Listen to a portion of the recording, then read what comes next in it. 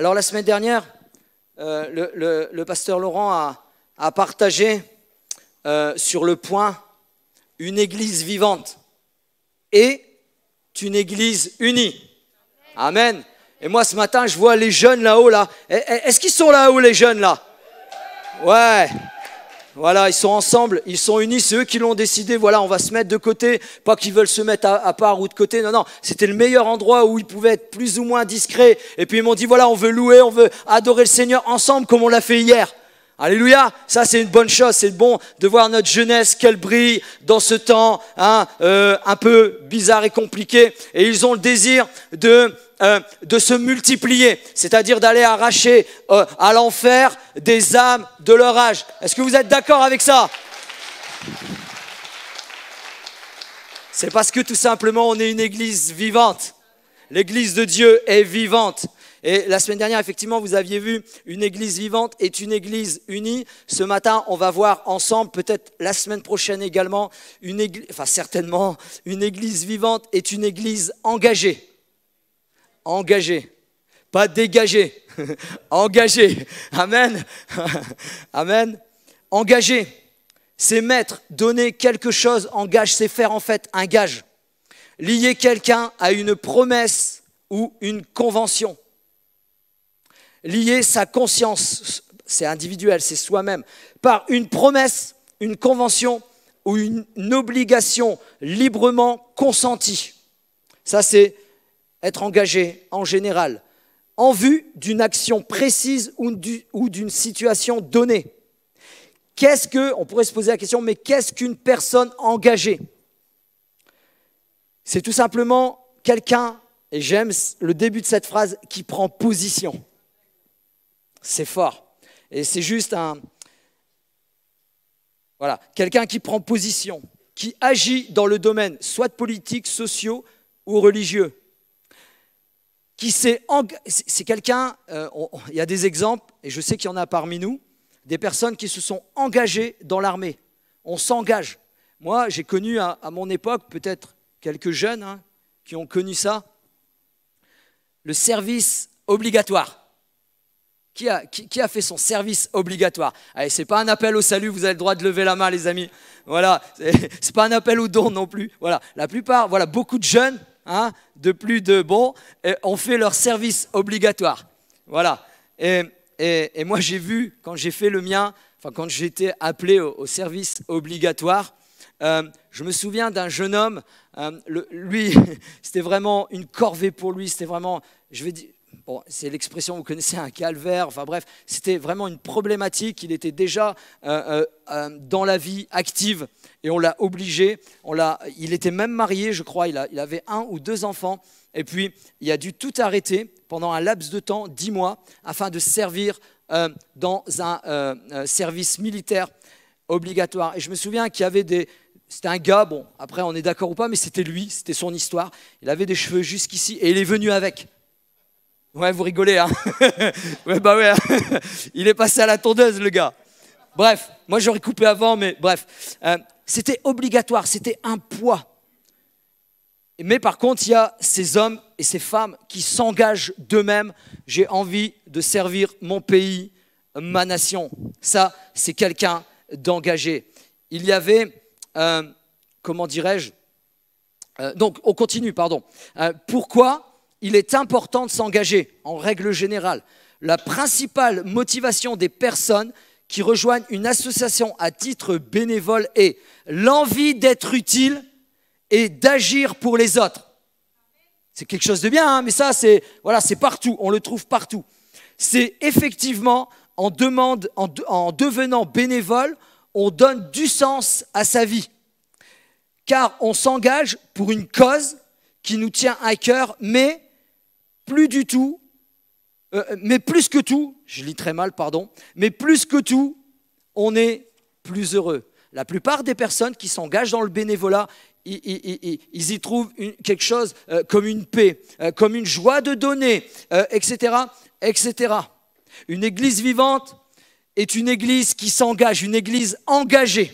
On va voir 3 points, 2 aujourd'hui et 1 la semaine prochaine. On va voir que Dieu, lui, s'est engagé envers les hommes, envers l'humanité. Et on va voir également certains d'entre nous, je dirais la majorité d'entre nous ici ce matin, un grand nombre, c'est nous nous sommes engagés envers Dieu. Et on va renouveler nos vœux ce matin. Amen, amen, j'entends, alléluia. On va renouveler nos vœux ensemble ce matin. Et la semaine prochaine, on va voir s'engager ou se réengager pour l'Église, au bénéfice de l'Église, à l'intention de l'Église. Et je mets une parenthèse pour l'avancement du royaume de Dieu. Dans l'Église, dans cette ville, dans cette région et dans cette nation, parce qu'on a besoin de Jésus. Alléluia. Notre nation a besoin de Jésus. Premièrement, Dieu engagé envers les hommes. La Bible nous dit que Dieu est créateur de toutes choses. C'est une réalité. Nous y croyons. Créer l'univers et les galaxies. Dieu a créé les étoiles, les planètes, la terre, la nature, la montagne, les forêts. Et j'ai mis entre parenthèses les Pyrénées. Et le Béarn. Dieu est créateur de toutes choses. Les animaux du ciel, de la terre et sous la mer. Et l'humanité. Vous et moi. Genèse, chapitre 1er, verset 31, cette version français courant, nous dit « Et Dieu constata que tout ce qu'il avait fait était une très bonne chose. Dieu s'est réjoui quand il vous a vu, quand il m'a vu. » C'est une bonne nouvelle. Dieu se réjouit quand il vous voit, parce que nous sommes les créatures de Dieu. Tout était parfait à cette époque-là, à ce moment-là. Même encore aujourd'hui, il nous voit, il est content de nous, il est fier de nous, on a accepté Jésus, on marche, on avance. Mais à ce moment-là, le péché n'était pas encore connu, l'homme n'avait pas encore chuté, tout était parfait, tout est en harmonie. C'est une bonne chose, hein. Genèse 2, l'Éternel, on le sait, il créa l'homme et la femme, l'humanité. Mais il dit à l'homme, l'Éternel, Dieu prit l'homme, Genèse chapitre 2, l'Éternel prit l'homme et le plaça dans le jardin d'Éden pour le cultiver et pour le garder. L'Éternel, Dieu, donna cet ordre à l'homme, un ordre important. Tu pourras manger de tous les arbres du jardin, mais tu ne mangeras pas de l'arbre de la connaissance du bien et du mal, car le jour où tu en mangeras, tu mourras. Tu mourras. Mais malheureusement, l'être humain, l'homme, a désobéi à Dieu. Il n'a pas écouté. Il a écouté pour un temps, il a été en accord pour un temps, mais à un moment donné, il a désobéi. La Bible nous dit que le serpent, qui était le plus malin, le plus malin de tous les animaux, il est venu vers Ève et Adam. Il ne faut pas l'oublier celui-là, on va en parler après. Ève et Adam, Adam et Ève. Et puis il les a tentés. Puis nous, on lit rapidement et puis on voit qu'ils ont succombé à la tentation de goûter, du fruit de la connaissance du bien et du mal. Je ne crois pas, et ça c'est moi, hein, voilà, peut-être je peux me tromper, mais je ne crois pas qu'il est venu qu'une seule fois. Je crois qu'il est venu et qu'il est revenu et qu'il a fait douter et qu'il est revenu, un peu comme nous. Comprenez ce que je veux dire ? Et à un moment donné, effectivement, ils acceptèrent et la Bible nous dit que leurs yeux, les yeux se sont ouverts. Dans cette histoire-là, nous parlons du serpent physique. Mais en réalité, il s'agit d'un serpent spirituel qu'on appelle le diable. Et ça fait peur à beaucoup de gens. Beaucoup de personnes ont peur. Le Dieu existe, le diable existe.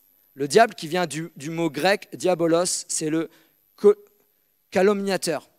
Ou bien il a un autre nom qui s'appelle Satan, ce qui vient de l'hébreu adversaire. Le premier et le plus puissant de tous les esprits déchus. Le principal adversaire de Dieu et des hommes. L'accusateur, le tentateur, l'ennemi, le malin, le prince de ce monde ou le prince de ce siècle dont Paul, c'est Paul qui l'appelle dans 2 Corinthiens, le prince de ce monde, mais aussi Paul l'appelle le Dieu de ce siècle. Je dirais ceci, rien de nouveau sous le soleil. On est d'accord? Et alors, on revient à notre chute. Adam et Ève, leurs yeux s'ouvrirent et ils se sont cachés de Dieu. On connaît l'histoire, ils ont voulu confectionner des vêtements pour se cacher, pour cacher leur nudité avec ce qu'ils avaient à portée des mains. Et ils ont pris des feuilles, etc. Mais les feuilles, ça fane. Vous êtes d'accord avec ça, hein? Il ne faut pas être grand styliste pour savoir que les feuilles, ça fane. Et ils se sont cachés de Dieu.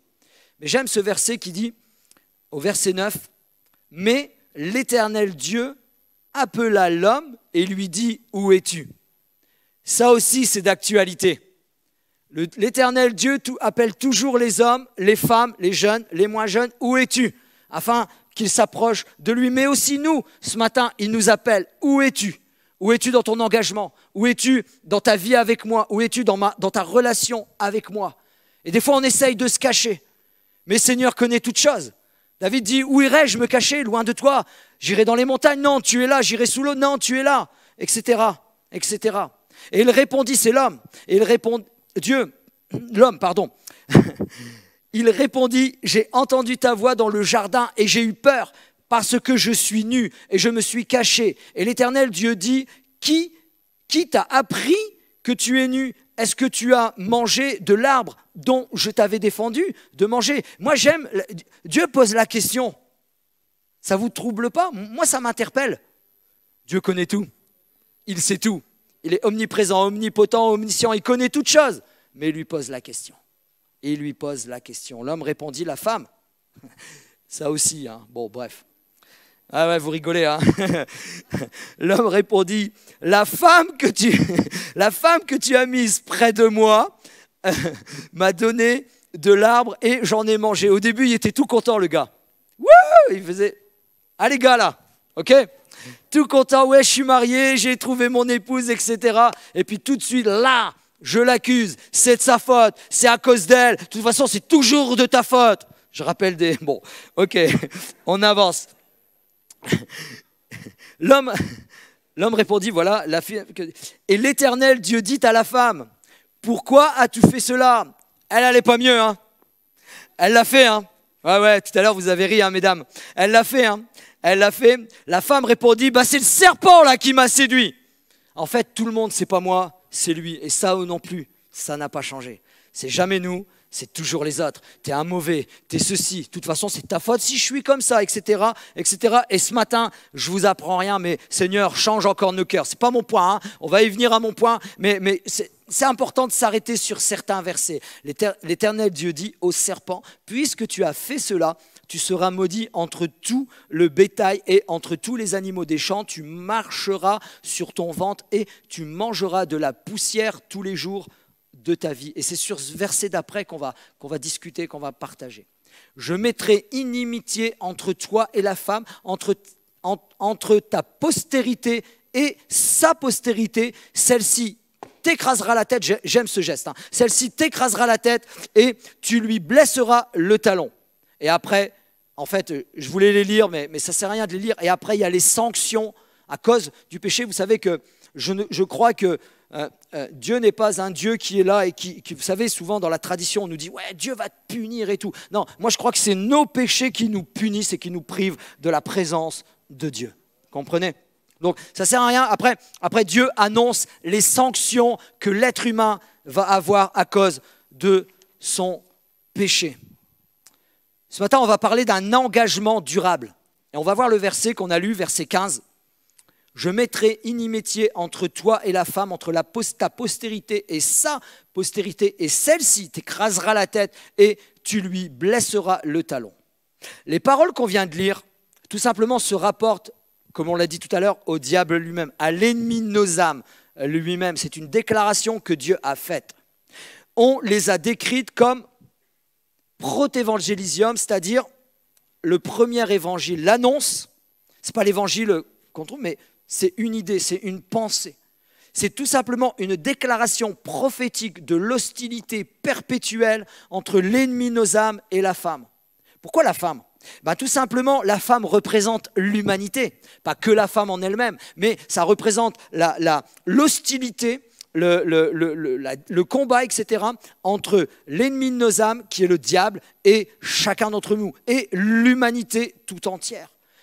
Dieu dit entre la postérité de Satan, donc ses agents, les anges déçus, les gens qui ont été déçus avec lui, on nous parle d'un tiers des anges, et aussi la postérité à elle, sa postérité, donc c'est tout simplement sa descendance, mais également plus précisément sa descendance directe, qui un jour viendra le Messie.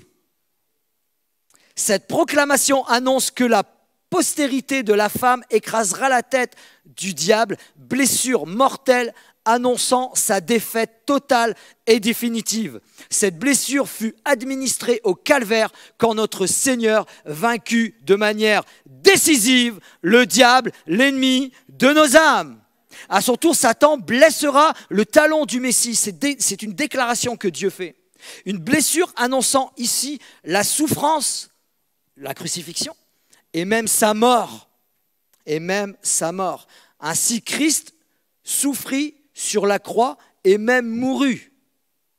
Et puis là, on peut s'arrêter. Et puis notre histoire est terminée. Mais non. Le dimanche matin arriva, vous attendiez la bonne nouvelle quand même, et puis vous le savez. Et le dimanche matin arriva et il ressuscita des morts, vainqueur du péché, de l'enfer et de Satan.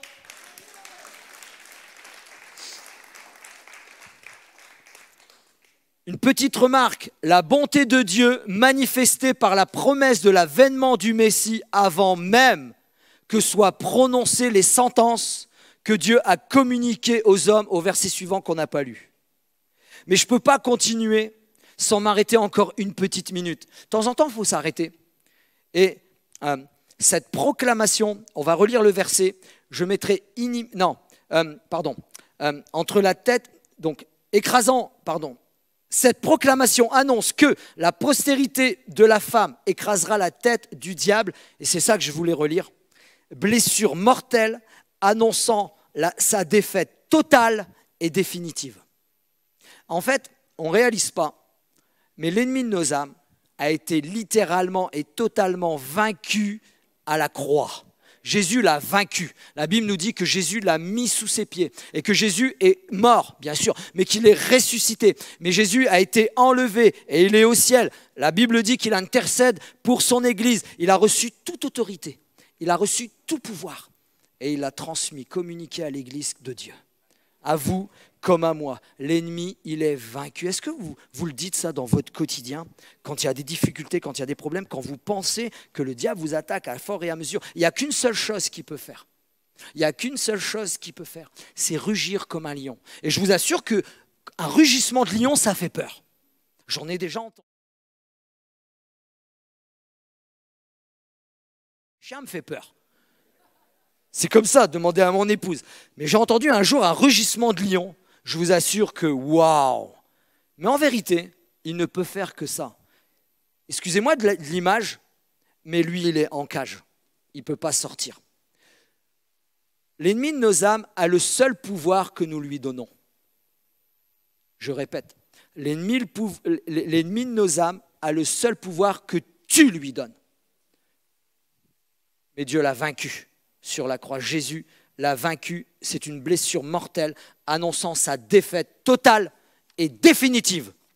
Il est encore agissant, il veut nous faire peur, il crie, mais nous sommes vainqueurs. En fait, à ce moment-là précis de l'humanité, je mettrai inimitié entre toi et la femme, entre ta postérité et sa postérité, celle-ci t'écrasera la tête et tu lui blesseras le talon, l'Éternel. Et c'est là où je veux revenir. Mais c'est important d'aller, de nous remémorer tout cela. L'Éternel Dieu s'engage à ce moment-là envers l'humanité. Tu as péché, tu as coupé cette relation, cette intimité, cette proximité, cette intimité que nous avions, c'est Dieu qui parle. C'est l'une des morts dont Dieu parle dans le verset précédent qu'on a lu. C'est une des morts, la mort spirituelle. Plus tard, Adam et Ève sont morts physiquement. Mais à ce moment-là, ils sont morts spirituellement. Et croyez-moi, cette mort spirituelle, ça leur a plus coûté que leur mort physique. Quelqu'un a dit, Si tu aurais rencontré, c'est une image, hein, si tu aurais rencontré Adam et Ève avant la chute, c'est comme si tu aurais rencontré Dieu lui-même. La gloire de Dieu resplendissait. Vous vous souvenez quand Moïse, qui descendait après 40 jours d'intimité avec le Christ, et lui ont mis un voile sur la tête. 40 jours. Adam et Ève étaient en intimité. Ils étaient tous les jours avec Dieu. Dieu leur rendait visite. Waouh! Ça vous fait rien? Moi, ça me fait frissonner à l'intérieur. Seigneur, rends-moi visite. Ben oui, le Saint-Esprit est là. Tous les jours, on a une visite de Dieu. Si on lui parle, si on a un contact avec lui, le Seigneur a remis ce contact. C'est une promesse de Dieu. Un jour, je te remettrai, toi l'humanité, l'humanité, je te remettrai en contact avec moi par mon propre intermédiaire. C'est l'une tu pourras manger. Il rappelle, tu pourras manger de tous les arbres du jardin, mais tu ne mangeras pas l'arbre de la connaissance du bien et du mal, car le jour où tu en mangeras, tu mourras. Donc l'humanité meurt spirituellement et Dieu, à ce moment-là, il dit, je m'engage malgré cela à ne pas te laisser seul. Ce sera difficile, il lui dit à l'humanité, mais j'aurai toujours un regard sur toi, sur chacun de tes semblables. Et un jour, je vous enverrai un sauveur. Je viendrai moi-même. C'est Dieu qui parle. Je viendrai moi-même et je rachèterai l'humanité dont je suis le créateur, car j'aime profondément ma créature. Dieu nous aime profondément. Dieu nous aime d'un amour qu'on ne peut pas mesurer, d'un amour ni la hauteur, ni la grandeur, ni la profondeur, ni la largeur. On ne peut pas mesurer l'amour de Dieu. Dieu s'engage auprès de l'humanité et réitère cet engagement des dizaines et des centaines de fois dans la parole de Dieu. Je vais en citer quelques-unes où Dieu nous rappelle dans l'Ancien Testament, je viendrai, je viendrai et je vous sauverai. Genèse 12, verset 3. Je bénirai, il dit à Abraham. C'est Dieu qui parle à Abraham. Il dit, Abraham, il ne peut pas avoir d'enfant à ce moment-là. Je bénirai ceux qui te béniront et je maudirai ceux qui te maudiront et toutes les familles de la terre seront bénies en toi jusqu'en 2021. Ici, allons, on se réunit ce matin pour lui. Alléluia. Genèse 49, verset 10, le sceptre ne s'éloignera point de Juda, le sceptre de la royauté, ni le bâton souverain d'entre tes pieds, jusqu'à ce que je vienne et que les peuples lui obéissent. Un jour viendra un roi et toutes les nations de la terre seront derrière lui à lui obéir. Deutéronome 18, verset 15, l'Éternel ton Dieu, c'est Moïse qui parle, il dit, inspiré par le Saint-Esprit, il écrit, l'Éternel ton Dieu te suscitera du milieu de toi, d'entre tes frères, un prophète comme moi, vous l'écouterez. Et là, il parle de Jésus, il l'annonce encore, il réitère la promesse de Dieu. Mais, j'ai mis une parenthèse, c'est important de le dire ce matin pour ceux peut-être qui nous écoutent dans la vidéo. Jésus, effectivement, il est venu, il était prophète, mais il n'est pas qu'un prophète. Vous le déclarez avec moi ce matin, Jésus n'est pas qu'un prophète. Le psaume 45, verset 2, tu es le plus beau des fils de l'homme. La grâce est répandue sur tes lèvres. Le psaume 68 nous dit, tu es monté dans les hauteurs et tu as emmené des captifs. Tu as pris en don des hommes, les rebelles habiteront aussi près de l'Éternel Dieu. Dieu rachète tout le monde, Dieu a un cœur pour tous. C'est sa promesse, c'est son engagement. Celui qui est venu, Jésus, la promesse de Dieu, l'engagement de Dieu est de toute éternité.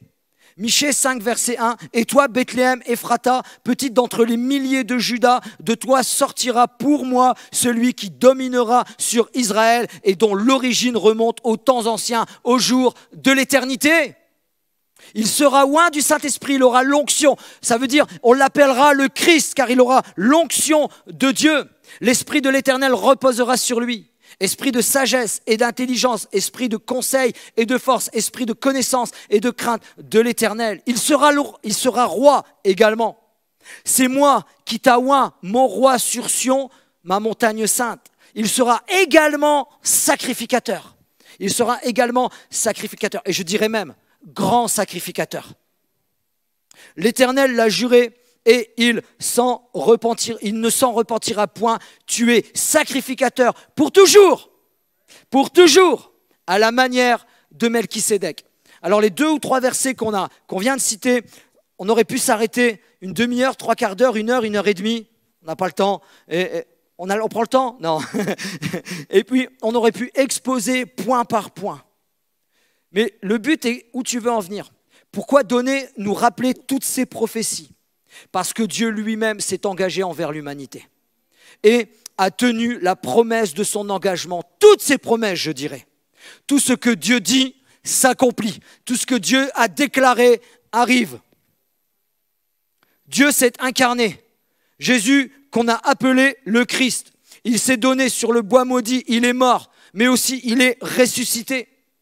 Il a fait une dernière promesse. Dieu tient toujours ses engagements. Jésus, avant de partir, il a dit ceci. Il a fait une dernière promesse. Et voici, je suis tous les jours avec vous jusqu'à la fin du monde.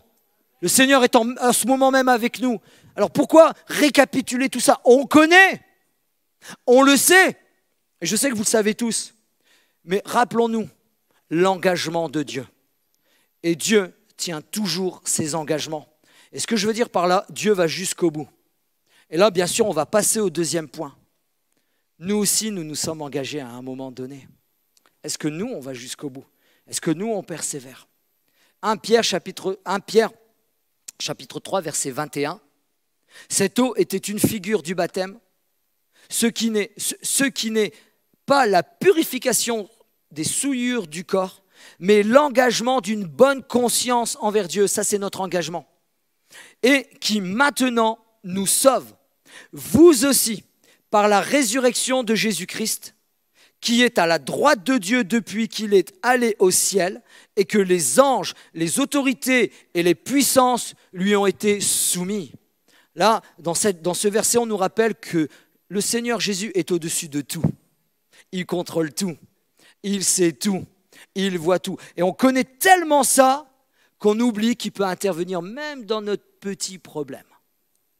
Et souvent, on l'indique comme nos petits problèmes, nos petites difficultés. Mais quel que soit notre petit problème, Dieu prend du temps. Il prend conscience, il prend du temps et il vient. Et ça, souvent, on l'oublie. Nous, on veut les grands miracles. Mais réapprenons à visualiser même les bonnes petites choses du quotidien seront un miracle de Dieu. Alléluia. Quelqu'un veut voir des miracles? Qui veut voir des miracles? Tout le monde. Je sais. Regarde ton voisin, c'est un miraculé. Regarde ton voisin, c'est un miraculé. C'est un miraculé. Je suis heureux car Jésus m'a sauvé. C'est pas un miracle, ça? Je méritais l'enfer. Moi, je méritais l'enfer. Je méritais le trou. Mais Jésus, un jour, il s'est manifesté. Il dit, hey, oui, tu mérites l'enfer. Oui, tu as fait ça. Oui, il t'est arrivé ça. Oui, t'es arrivé ça. Oui, tu as fait ça. Oui, à ce moment-là, tu as fait ceci. Je ne citerai pas. Hein. Tu as fait ceci, tu as fait cela. Mais moi, j'ai perdu ma vie. Je suis mort sur la croix. Je suis mort ressuscité. Tout ce qu'on vient de dire. Juste pour toi, par amour. J'ai fait, waouh, Seigneur, moi, je veux te connaître. Et vous aussi, hein, les amis. On est sauvés, Jésus nous a sauvés. Et moi, je veux le rappeler, ça. Et rappeler notre engagement. Et nous, qu'est-ce qu'on a fait? Pierre le dit, on s'est engagé à le suivre. On voit Pierre, je surveille l'horloge parce que le temps passe très vite. Je devais vous ramener un petit peu dans le contexte de Pierre. C'est un épître écrit par Pierre. En fait, non, ça n'a pas été écrit par Pierre, c'est Pierre qui l'a dicté, écrit par Sylvain, qu'on appelle Silas. Pierre, c'est celui, vous le connaissez tous, enfin pas personnellement, mais de nom, et puis dans la parole de Dieu. C'est Simon-Pierre, un fils de Jonas, qui est origine de Bethsaïda, qui lui-même a assisté aux souffrances de Christ. Il a vécu 3 ans et demi avec Jésus, et il a assisté à sa mort. Et puis on le sait que Pierre est revenu, et puis il a assisté à sa résurrection. Après, Pierre est revenu, et puis Pierre est l'un aussi qui a assisté à l'ouverture du ciel. Vous m'excuserez de l'expression.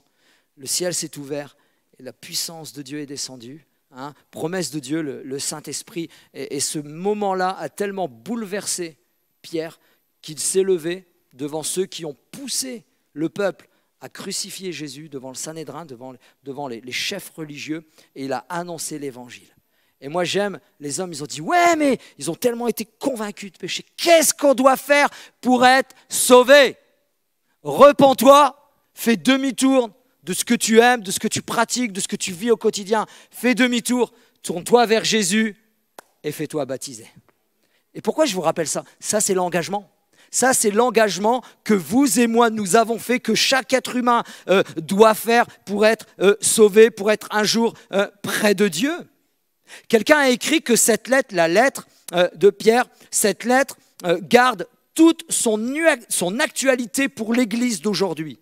Dans le monde sans Dieu où elle vit, où nous vivons, se pose la question de son rapport avec la société qui l'entoure et du témoignage qu'elle rend par ses œuvres et ses paroles. Si l'on demande de justifier votre espérance, soyez toujours prêts à la défendre avec amabilité et respect. On sait qu'on a une espérance. Et notre espérance est laquelle? Et de retrouver déjà nos bien-aimés qui sont morts en Christ et qui nous ont précédés. Mais surtout, de vivre avec le Seigneur dans sa gloire, dans son intimité, dans sa proximité, comme revenir au point de départ quand il y a eu la chute, dans la gloire de Dieu, dans la présence de Dieu pour l'éternité. Alléluia! Et ça, c'est notre espérance, les amis. Et rappelons-nous de notre engagement. Seigneur, je veux apprendre à espérer au quotidien, jour après jour. J'avais plein de choses à communiquer, mais on va avancer vite. Vous le voulez bien? Plusieurs personnages, et j'en ai marqué 2, qui se sont engagés un jour avec Dieu, avec l'Éternel, avec notre Seigneur, où ils avaient des vies, un qui avait une vie qu'il ne comprenait pas, il suivait une pratique religieuse, il s'est posé des questions, il a posé des questions à un homme, et il a dit, qu'est-ce qui empêche? Tiens, voilà de l'eau là, qu'est-ce qui empêche que moi aussi je m'engage avec le Seigneur? Vous savez de qui je parle? Et d'une autre personne. Mais on va lire l'engagement du ministre. En plus, le gars, ce n'est pas n'importe qui. C'est un ministre. C'est quelqu'un qui gouverne, qui dirige, qui donne des ordres. Souvent, on le peint. Il écrit que Philippe a rejoint le ministre éthiopien. Et souvent, on fait des peints, on voit des tableaux, on voit des dessins, des caricatures, des dessins, peu importe. Et on voit le ministre tout seul. Jamais à cette époque-là, un ministre, déjà aujourd'hui c'est encore comme ça, jamais à cette époque-là, un ministre se déplace seul. Il y a une garde, il y a toutes sortes de personnes qui sont autour de lui parce que le voyage durait des jours et des jours. Mais tout de suite, il va vers le ministre. Il est en train de lire la Bible. Il est en train de lire Ésaïe. Et il pose plein de questions à notre ami Philippe. Alors Philippe, ouvrant la bouche, et commença par ce passage, lui annonçant la bonne nouvelle de Jésus. Comme ils continuaient leur chemin, ils rencontrèrent de l'eau. Et l'eunuque dit, voici de l'eau, qu'est-ce qui empêche que je sois baptisé? Qu'est-ce qui empêche aujourd'hui que je m'engage aussi avec le Seigneur? Il y a quelque chose qui brûle dans mon cœur et moi aussi j'ai envie de le suivre, moi aussi j'ai envie de m'engager, moi aussi j'ai envie de marcher avec lui. Ça y est, j'ai décidé de passer de ma religion qui me satisfaisait, qui m'encourageait, peut-être qui le bénissait, mais aujourd'hui j'ai envie de passer de ma religion, de mon quotidien, de mon train-train et de me tourner vers Jésus afin de le rencontrer, de le glorifier jour après jour. Il y a un autre personnage, là c'est dans l'Ancien Testament, qui a voulu suivre Dieu à tout prix, avec une détermination incroyable. Et pourtant, elle était à l'écart de Dieu, loin des promesses de Dieu. Même, je dirais, elle était née dans une population qui était ennemie du peuple de Dieu. C'est Ruth. Ruth, elle servait un Dieu qu'on appelle Kémosh. Il était vraiment moche, véritablement. On a adoré ce Dieu qui n'existe pas, une statue de pierre, et malheureusement, on sacrifiait des enfants très jeunes et on les brûlait. Seigneur, il était vraiment moche ce faux Dieu. Mais Dieu a été puissant. Il avait un autre destin pour cette amie Ruth. Mais quel destin? Je dirais waouh, même si ça ne se dit pas, ce n'est pas convenable. Je dis waouh quand même. Ruth, Naomi dit à Ruth, voici ta belle-sœur est retournée vers son peuple et vers ses dieux. C'est important. Retourne comme ta belle-sœur. Le contexte, c'est que Ruth et sa belle-sœur étaient mariées avec les fils de Naomi. Et à un moment donné, les deux sont morts. Ils n'avaient plus rien. Il fallait qu'ils repartent à la maison. À quelle maison? Bethléem, la maison du pain. Et ça, c'est important. On croit que le pain de vie, c'est Jésus, non? Bref, il repart vers la maison. La Bible nous dit que sa belle-sœur est repartie vers son peuple, mais aussi vers son Dieu. Et Ruth répondit, « Ne me presse pas de te laisser, de retourner loin de chez toi. » Et elle déclare, « Où tu iras, j'irai. Où tu demeureras, je demeurerai. Quoi qu'il arrive, je te suis. Quoi qu'il arrive, je ne te lâche pas parce que tu es ma belle-mère. » On pourrait le rajouter. Mais la déclaration d'après, je crois que ça a profondément touché le cœur de Dieu, même s'il le savait. « Ton peuple sera mon peuple et ton Dieu sera mon Dieu. Je le servirai, je l'accepterai et je marcherai avec lui toute ma vie. » Je fais vite d'une histoire, je fais rapidement d'une histoire un peu plus longue. Elle le suit, elle retourne dans le pays. C'est pas évident au début. Il y a des difficultés, elle rencontre des choses, elle doit glaner pour manger. Ça, c'est terrible. Je ne sais pas si on glane ici. Ok, moi j'ai glané. C'est difficile. C'est compliqué. Glaner, c'est ramasser les restes dans les champs après que la moissonneuse-batteuse est passée. J'ai glané de la paille, j'ai glané du blé, j'ai glané des pommes de terre. Il fallait se nourrir, il fallait aller chercher. C'est comme ça que ça se passe. C'est très difficile. Et elle le faisait. Mais elle le faisait avec un enthousiasme. Elle le faisait. Et puis Dieu, il y avait un destin pour elle. Parce que tout simplement, elle a dit, moi, je veux te suivre. Moi, je veux marcher avec toi. Je ne veux plus servir ce Dieu tout moche là-bas, mais je veux te servir toi, le Créateur des cieux et de la terre. Et elle rencontre un homme. C'est une belle histoire d'amour. C'est beau les histoires d'amour, non? Ah oui, dites oui, dites oui. C'est beau les histoires d'amour. Regarde ton époux, ton épouse, tu lui dis, c'est vraiment beau les histoires d'amour. Que vous ayez 20 ans, que vous ayez 80 ans, regarde ton épouse, je ne bougerai pas d'ici tant que tu l'auras dit ce matin. Seigneur, renouvelle aussi notre engagement pour mon épouse, renouvelle mon engagement pour mon époux. Alléluia. C'est une parenthèse. Je ne sais plus où j'en étais avec ça. Et d'une belle histoire d'amour, il est né un fils, qu'il est né un fils, qu'il est né un fils, et 3-4 générations plus tard, le roi David est né. Et quelques générations plus tard, le roi des rois est né. Le roi des rois est venu sur la terre. Dieu a un destin magnifique. Quelqu'un a écrit, « Le souffle de vie est un don de Dieu et vivre pour Dieu est un engagement personnel. » Rappelons-nous notre engagement ce matin. On peut envoyer là.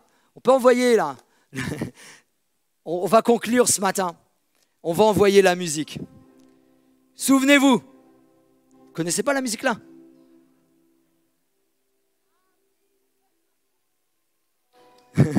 Connaissez la musique là? Allez, babam, babam, babam, babam. Allez, merci les amis. Merci la technique.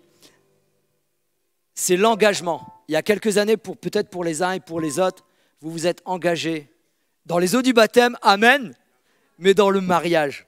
Vous savez que les eaux du baptême, c'est plus important que le mariage. J'ai toujours dit à mon épouse, si jamais, de toute façon, demandez-lui, oui, c'est important pour elle, parce que si jamais je me serais engagé dans les eaux du baptême, jamais elle se serait engagée avec moi pour le mariage. C'est une réalité, c'est un fait. Mais regardons pas le mariage. Regardons la mode qui tourne autour du mariage, c'est-à-dire le réengagement dans le mariage. Vous savez que c'est une grande mode? Je vais vous le lire. Dans le mariage, une nouvelle tendance semble s'imposer de plus en plus.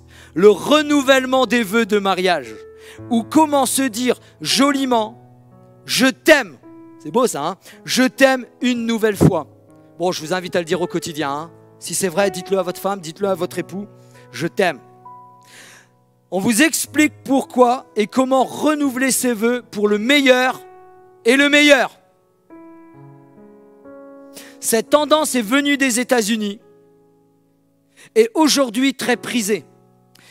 Il y a autant de raisons de renouveler ses vœux de mariage qu'il y a de façons de s'aimer. Certains profitent d'un anniversaire de mariage pour faire cette demande. Des jeunes mariés même n'hésitent pas à renouveler leurs vœux après 5 ans ou 10 ans de mariage seulement. Eux, c'est juste pour faire la fête. Mais c'est bien quand même. C'est bien quand même. On les bénit. Pourquoi renouveler ses vœux de mariage? C'est ça qui est intéressant. Aujourd'hui, le mariage ne véhicule plus les valeurs d'autrefois. Les gens divorcent très rapidement.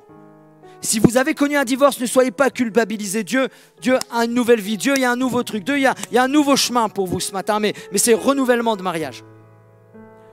Et les couples qui restent ensemble toute leur vie sont de plus en plus rares. Mais c'est une belle bénédiction. Si vous êtes marié plus de 30 ans, soyez bénis. Si vous êtes marié plus de 40 ans, soyez encore bénis. Si vous êtes marié plus de 50 ans, soyez encore bénis. Et puis plus, alors, super bénis. Parce que ça arrive, hein. Qui est marié de plus de 30 ans ici? Waouh, 40, allez. Waouh. Eh non, 50. Non. Wouh!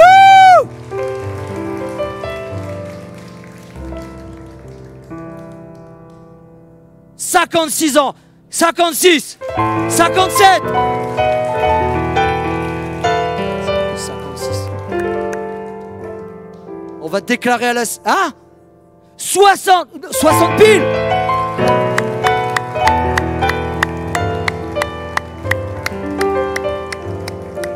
Voilà le vrai reflet de la société, elle est ici.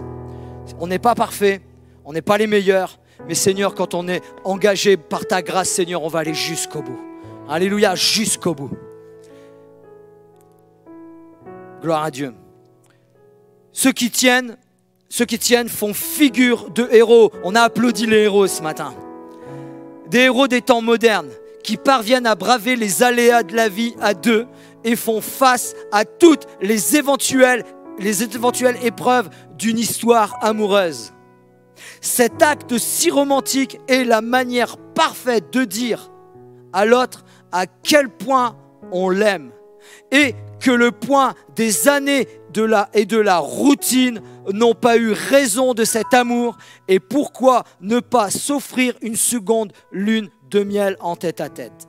Et en fait, j'ai lu tout un article, j'ai enlevé des choses de l'article qui ne nous intéressaient pas ce matin, mais c'est le dernier passage qui, Seigneur, parle-moi. Seigneur, je veux t'aimer parce que notre histoire avec Jésus, c'est aussi une histoire d'amour. La Bible nous dit que de Jésus, nous sommes son épouse. Mais individuellement, qu'on soit homme ou qu'on soit femme, les gars, je sais, on a un problème, nous, ouais, amour. Non, on aime Jésus de tout notre cœur et lui nous le rend de tout son être entier. Mais cet acte si romantique, c'est pas qu'une romance, attention, hein, c'est pas ce que je veux dire, mais c'est une histoire d'amour. Et la manière parfaite de dire à l'autre, à Jésus, à l'autre, à notre Seigneur, à quel point on l'aime. Et que le poids des années n'en font pas une routine. C'est là où je veux venir, mes amis.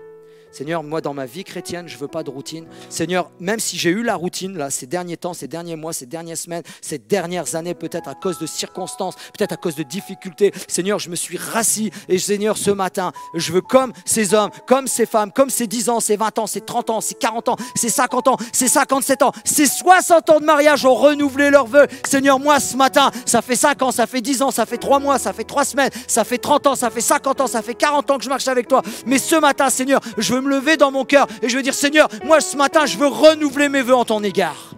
Je veux renouveler mon élan en ton égard. Je veux renouveler mon désir de te redécouvrir en ton égard. Seigneur, je veux redécouvrir ta parole. Seigneur, je veux redécouvrir tes enseignements. Seigneur, aide-moi si je suis plus enseignable à fléchir le genou devant toi et rends-moi enseignable ce matin, quel que soit mon nombre d'années de conversion, quel que soit ce que j'ai vécu. Juste hier, une jeune fille, je ne donnerai pas de nom, je ne dirai pas qui c'est, une jeune fille, j'étais avec mon épouse à la jeunesse, elle est venue, il y a eu une circonstance qui a fait qu'on l'a rencontrée à deux, on a parlé avec elle et elle a juste dit cette phrase, c'est pour ça que je vous en parle ce matin, elle a juste dit, je veux connaître les choses de Dieu. Je veux connaître les choses de Dieu. J'ai rencontré un couple dans la semaine qui m'ont parlé, qui m'ont témoigné, qui m'ont raconté leurs affaires que bien sûr je garderai pour moi et même anonymement. Le monsieur me dit, il me raconte leurs choses et tout. Le monsieur qui est parmi nous, tous les deux dont je parle, ils sont là parmi nous ce matin, mais soyez bénis et je ne donnerai pas vos noms, je ne dirai pas, mais le monsieur me regarde droit dans les yeux et je lui dis, hein, je suis comme je suis, je dis clairement, je le regarde dans les yeux, qu'est-ce que tu veux toi ? Par rapport aux circonstances, il me regarde dans les yeux et me dit, je veux connaître Dieu. Je veux le rencontrer. Je veux m'engager avec lui. Et moi, je pensais à l'église, je suis en train de préparer mes affaires. Et je dis, Seigneur, tu vois ces hommes, ces femmes, plein de fraîcheur, plein d'élan. Ils veulent te connaître, ils veulent te rencontrer. Les miracles ne sont pas finis. Les miracles ne sont pas finis. Alors moi, Seigneur, ça fait 5 ans, ça fait 10 ans, ça fait 15 ans, ça fait 20 ans. Seigneur, moi, je veux te redécouvrir ce matin. Est-ce que vous êtes avec moi ce matin, les amis? Est-ce que vous êtes avec moi ce matin? Seigneur, on veut te redécouvrir. Est-ce qu'on peut prier? Est-ce qu'on peut se lever? Après, on va chanter un chant avec nos... Seigneur, on veut te redécouvrir, Seigneur. Juste fais cette prière, mon ami, mon frère, ma soeur, qui que tu sois.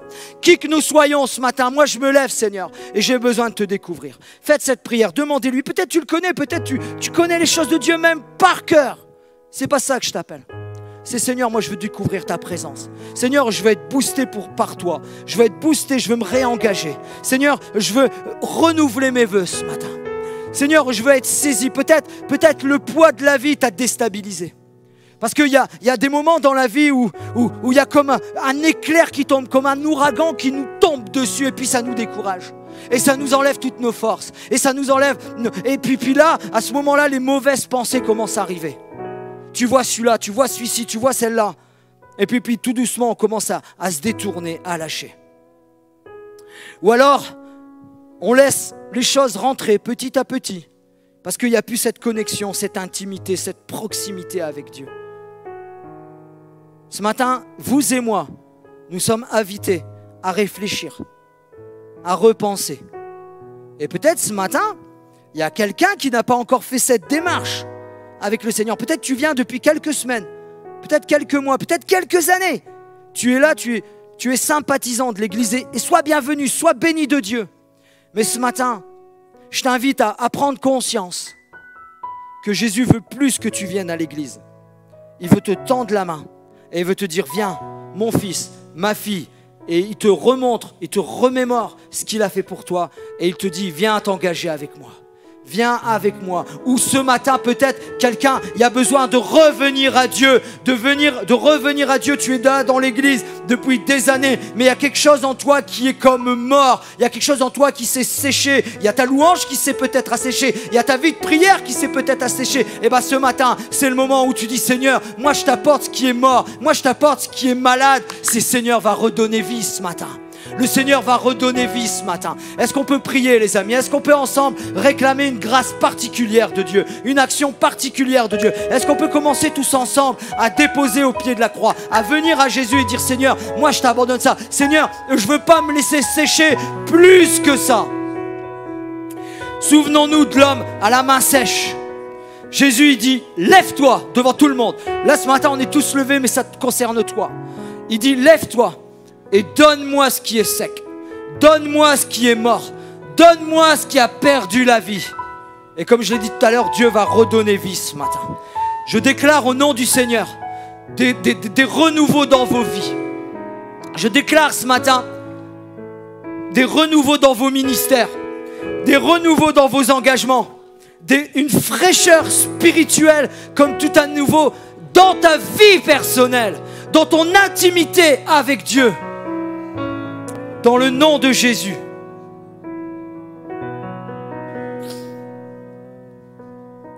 Maintenant encore, dit l'Éternel, revenez à moi de tout votre cœur, avec des jeûnes et avec des pleurs et des lamentations.